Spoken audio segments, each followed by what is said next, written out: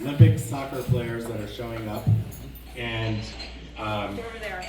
yes, and they went over and above the Call of Duty, so we're just blood. I don't know where Brooke is, but Brooke, who works for Mr. C's. Mr. C's, by the way, looks like a fantastic development opportunity, and they're going to have a CASA trip. You're interested in finding more about it as well. I don't know if you know anything about Red Sneakers. We started Red Sneakers 8 years ago. We had a son that passed away from a fatal anaphylactic reaction, and we just decided that we were going to do whatever we could to prevent what happened to Oakley from happening to another individual or child. And on May 20th, we declared, a couple of years ago, we were nominated as International Red Sneakers Day.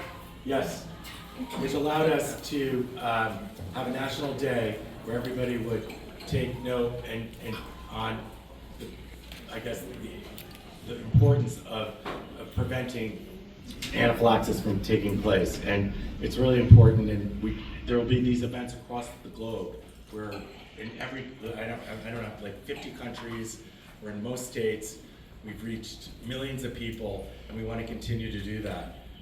And that's, yes, of course.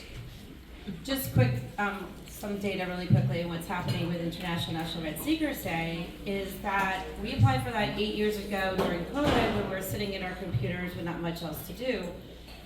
And there were 20,000 applications that year. 18 different applications were gifted a day. We were one of them.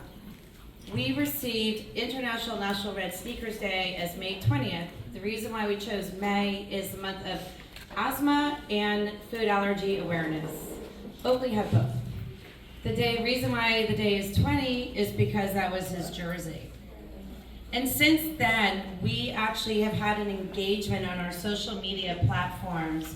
And engagement means basically on May 20th, or sometimes it's May 19th or 18th, depending where you are in the world, people post pictures of themselves wearing red sneakers. Through the algorithms, we were able to figure out we had an engagement one year, Annie, 11 million people around the world. In the last 2 years, it's been 20 million. Last 2 years, 20 million. Thank you, COVID. No, I don't think so. Gave me a project. Anyway, my husband and I are thrilled to have everybody here tonight showing our support, and we also have a very special guest speaker. Her name is Meg George.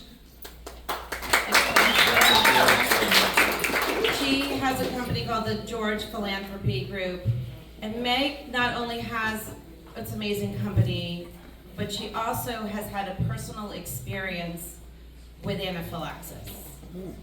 And going forward, I'd like Meg to tell you more about what happened with her own personal experience and why she's engaging in helping us. Yes. And I just want to say, that's really what makes Red Sneakers. We have hundreds, thousands of testimonials every day of families across the world thanking us for getting this message out. And there's not many organizations that are telling this story. It's not easy for Meryl and I to stand up here and talk about this. But by doing that, we're hoping that we keep preventing this. And the messaging comes in that thanking us profusely. They say, thank you so much.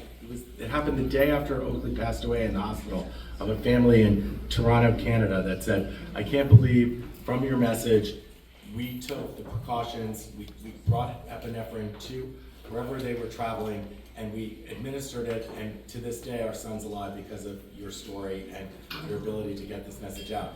Meg's going to talk a little bit about that as well, but her story is not unique, and it happens every day, and that's what makes this us exist. Thank you. Meg George. I'm Meg. I live here in West Palm Beach with my husband and our 2 children. We have a philanthropy consulting group, so I get the chance to engage with nonprofits every single day around fundraising and setting a vision. And when we moved here, about 3.5 years ago, I couldn't get my children into the school that I wanted to enroll them in. So it felt frustrating, but we ended up finding another fit for a year, and I thought, geez, why are we at this other school that's not our top choice, but still a great school. I'm going to find this out, and I'm going to tell you why. When we went to meet with the head of school when our kids first enrolled, she had a image of a red sneaker just like this on my necklace on her door. I said, what is up with the red sneaker? I see it everywhere. We just moved here a few weeks ago. And she said, oh, it's a tragic story. I'm going to tell it to you. And she went on to tell me about the Debs and the tragic passing of Oakley. And my husband and I could not believe the story. I went home after we put our kids to bed. I went on their Instagram. I went on their website. And I read everything that I could about Oakley's beautiful life and his beautiful sister and parents. And I couldn't believe that Oakley went to the same school where my children were now attending for at least this 1 year. So I soaked in all of this information and I thought about it for days. A few weeks later, we took our children over to City Place and spent way too much money on a cup of ice cream that our daughter had requested.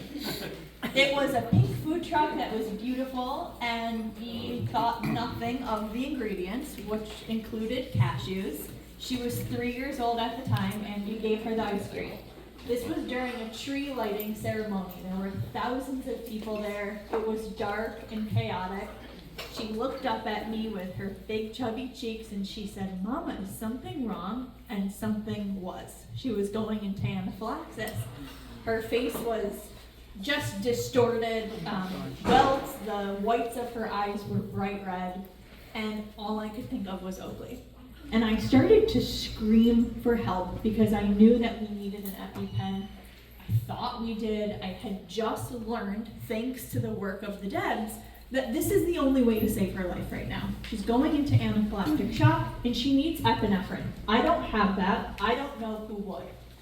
I picked her up. I started running around with her and screaming. My husband, who, God bless, didn't really know what was going on, was following me and asking what he could do. Security officers at City Place were saying, what's wrong? What do you need? And a man walked up to me, and he had his wife and his daughter behind him, and he put his hand on me, and he said, I'm a doctor.